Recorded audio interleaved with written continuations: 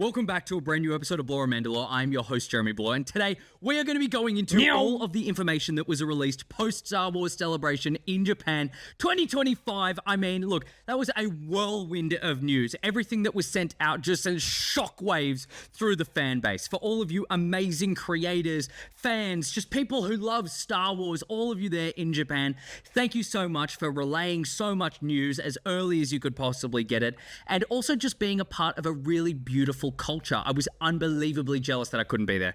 Genuinely unbelievably jealous. I was meant to go there. I had to take a little bit of an L because I've got a future career lined up that looks pretty good. Pretty good. But guys, today, let's dive into this. All of the information that was released absolutely blew my mind. We got heaps of different information about upcoming projects and also not just projects, but gaming and publishing. So guys, lock in. This is going to be a little bit of a whirlwind, but let's start off with, honestly, one of the biggest things that I'm super excited about, the Mandalorian and Grogu movie. So look, I've got a few theories after this one. I've got a few theories coming up that might rattle your bones, if I do say. Look, I've seen so many of these amazing creators posting about the Mandalorian and Grogu, and I saw the panel, and it looked absolutely amazing. We got to see Pedro Pascal and someone new, Sigourney Weaver. Now, if you guys don't know who Sigourney Weaver is, think about Alien. Think about the legendary actress who does everything badass. She's going to be in the Mandalorian and Grogu. If that doesn't set your expectations through the roof, I don't know what would. But I mean, look, the main thing that I wanted to take away from all of this was just the positivity that all of the actors and actresses had towards Mando and Grogu. I'm talking about also the directors and like Dave Filoni, Jon Favreau, and just everyone surrounding Mando and Grogu were genuinely unbelievably excited about this project. And mainly being Pedro Pascal.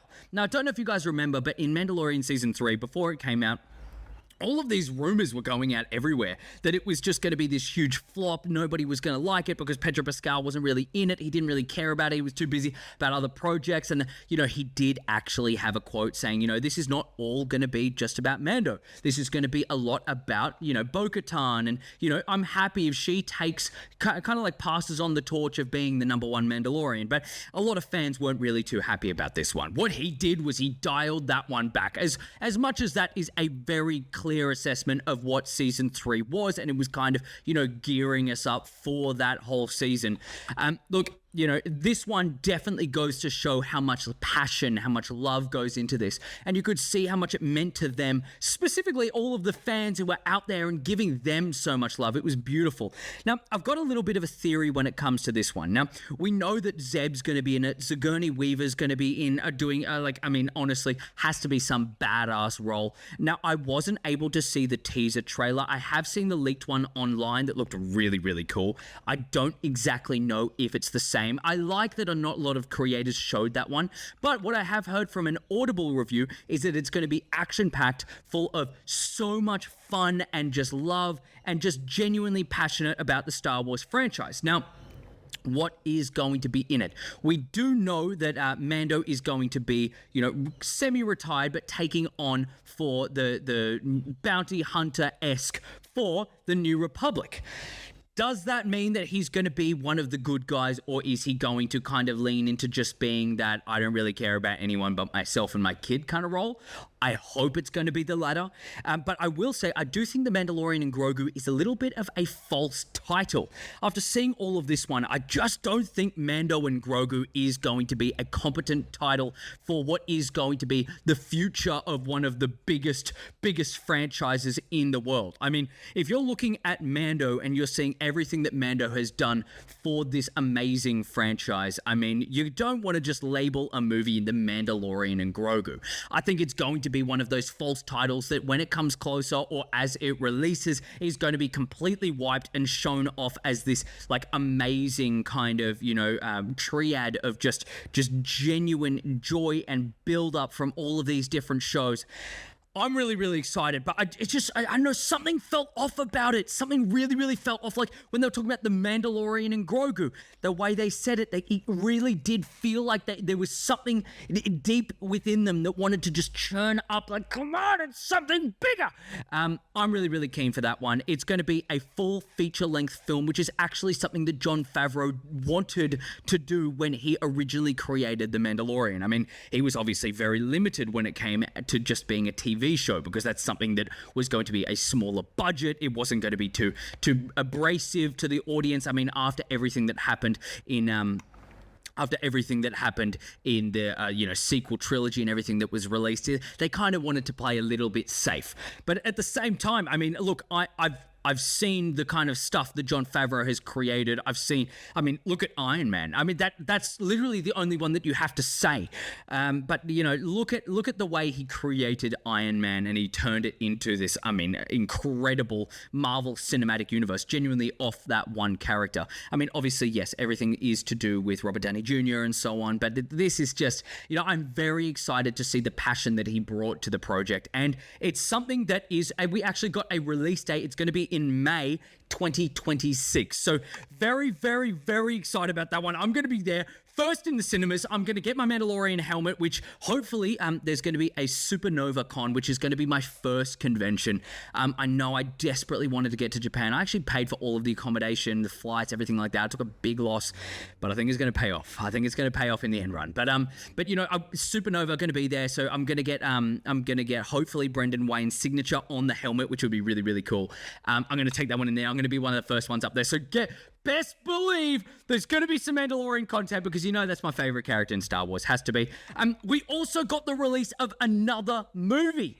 This movie is going to be called Star Wars Starfighter. Now, the director, Sean Levy, actually enlisted an A-class celebrity, or an A-tier, A-class, S-tier, A-class celebrity. We have got Ryan Gosling entering the Star Wars universe. Now, look, I've seen him in Blade Runner. I've seen him in that Love movie. I don't know what it was, but he was great. He's an incredible, incredible guy. I love him so much. I mean, if you look at that stunt movie that was filmed over here in Australia, I think he is a perfect blend of action and romance, and something that I think we're going to genuinely get a character here that is going to actually transcend the Star Wars mythos. You know what I mean? I'm very, very ready for a character that is going to be a part of the legacy of Star Wars. I think Ryan Gosling is that kind of fit. I mean, not only is he unbelievably handsome, come on, he's unbelievably handsome. I love that guy, but I really genuinely think he has the build to create something like Han Solo. But I think Han Solo with a little bit more of a heart. Something that, we get to see this guy who is, this is set right after the rise of Skywalker. This is going to be a guy who is lovable, who is, genuinely someone who we can relate to. I mean, a lot of his roles have been very easily related to. I remember everyone's made those memes of like the, when he's looking at when he's looking in that big hologram in Blade Runner, and he's just like, kind of falling in love. I genuinely, look, I'm not going on a little bit of a tangent here, but I genuinely think that this kind of, this emotional depth that Ryan Gosling has is going to be perfect for the Star Wars universe. He's definitely someone who needs to be on the Star Wars screen. It's a perfect fit. I loved his outfit, by the way. I mean, he had Don't Tell Me the Odds. I really, on his cap, I really like that. I love all of the actors and actresses who were coming in and actually showing up for Star Wars Celebration, creating this incredible environment. But Ryan Gosling, it's going to be genuinely, it's going to be a brand new experience with brand new characters, an unexplored timeline. We don't know what's going to be going on there. We don't know, but I will say, I'm excited. I've got a couple more things here that I do want to talk about. I mean, this is only going to be a short episode, but Andor Season 2 is going to be in a couple of days' time. It's 23rd of April. I can't tell you how excited I am. I was never really a big Andor fan, and I've just gone through this whole kind of like deep dive, watching it and just enjoying it again. I mean, like, I think how do I explain it?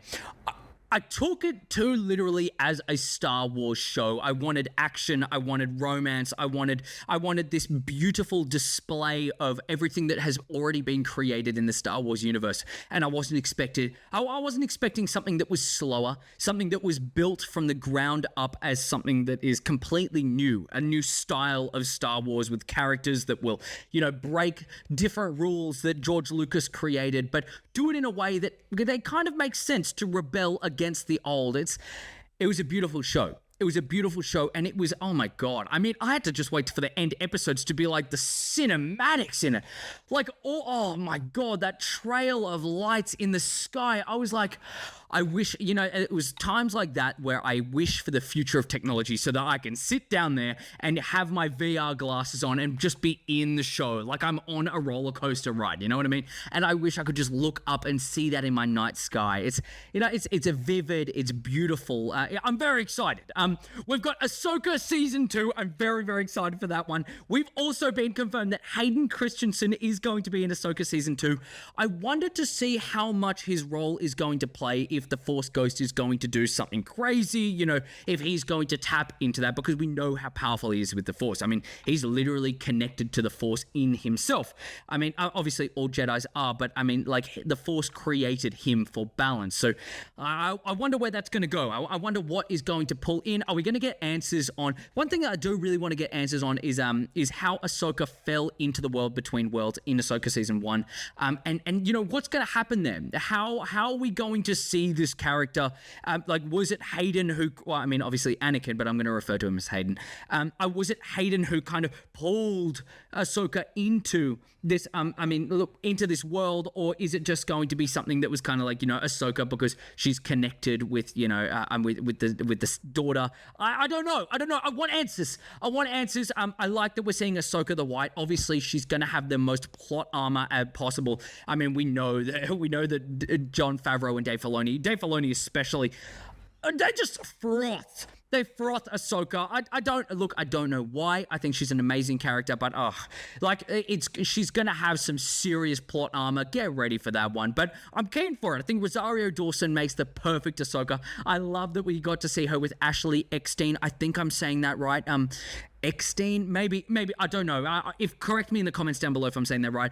Got to see both of the Ahsokas in one, two people that created my childhood. I mean, genuinely really, really cool. So, getting to see where that goes. We got to see a little bit of concept art. That's actually one thing that I wanted to bring up, is just how just how nostalgic that must have been to be there in the audience and to see all of these like retro style teaser trailers where it's just concepts and it's a voiceover with highlights into different photos, and I like it. It's something that George Lucas did with Empire Strikes Back, and I'm so glad that Dave Filoni's doing it again. I think we've got the right guy for the job. He's a guy who is passionate, he's loving, and he's respecting the vision of the earliest creations of Star Wars. So, guys, look, it's looking good. We have got okay. I don't know if you guys remember. I want to go back to an old episode, but I haven't been able to find it yet.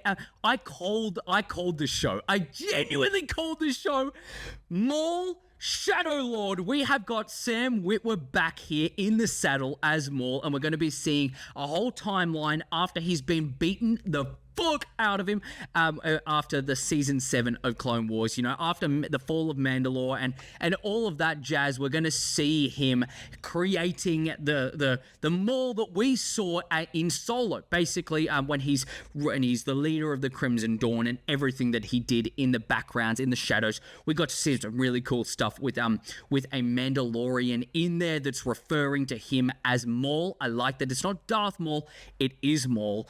I want to see this. I want to see everything to do with the underworld through Maul's eyes. I mean, we all know that George Lucas actually intended Darth Maul and also Darth Talon to be the leaders of the sequel trilogy. I think it's something that, a lot of the time that Filoni was adding stuff in, it was with that kind of, with that in mind, that George wanted more out of Maul.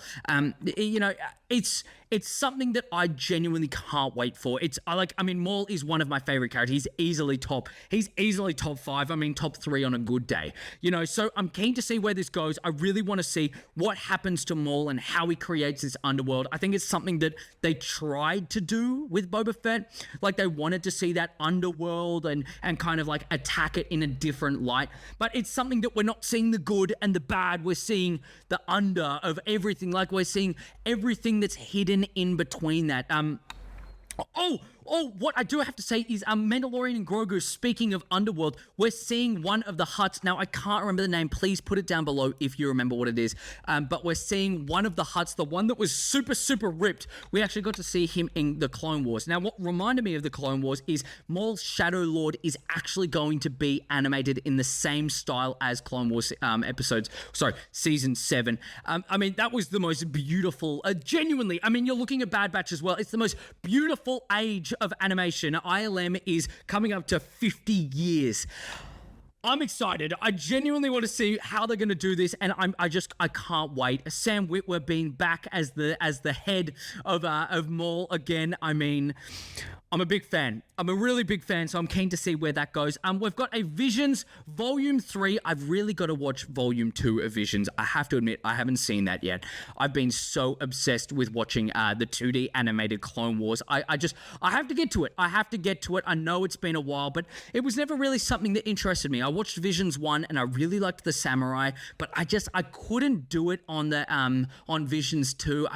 Towards the end with the Visions, it got a little bit too wishy-washy for me. So I'm going to give it a go. But I'm very keen for Visions Season 3.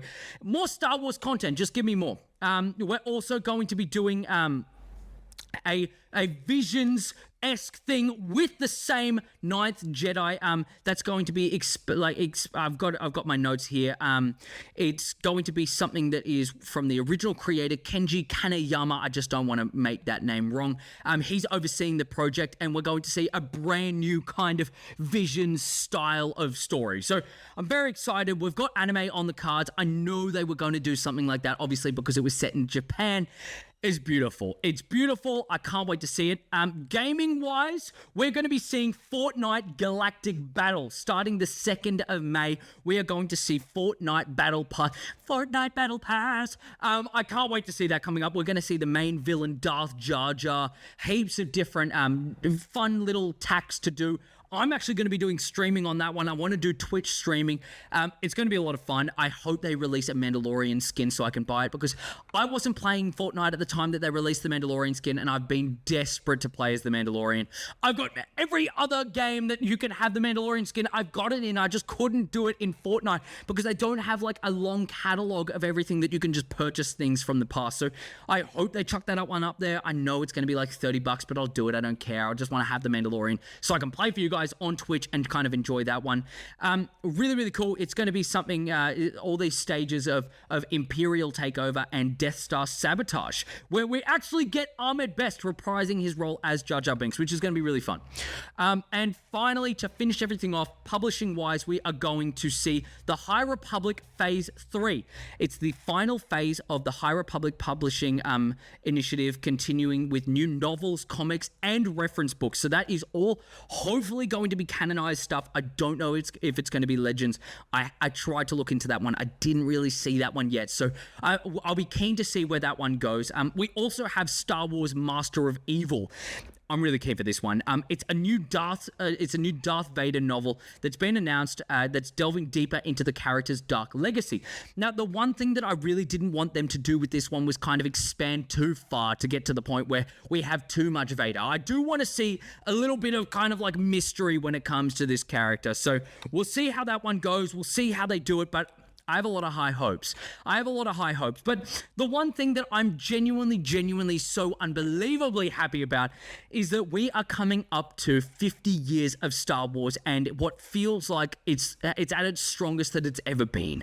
I mean, I know that we've had so many people hating in the news and hating online and seeing all these different things that really ruin your perception of the fans of Star Wars, but I can guarantee you it's stuff like Celebration that brings everyone together. It brings these amazing creators creators together that have unbelievable passion for it. We got to see some of these amazing things through the eyes of Star Wars 66, and I say that because he's the king of celebration. We also got the race side. We got CT Jesse and the myth, the man, the myth, the legend, Connor from Beyond the Dune Sea. I mean, I love Connor, and he was there every single time making so much content. Look, nothing compares to Star Wars 66. I was going to meet him there. I'm so upset. I'm trying to get it to ICCC.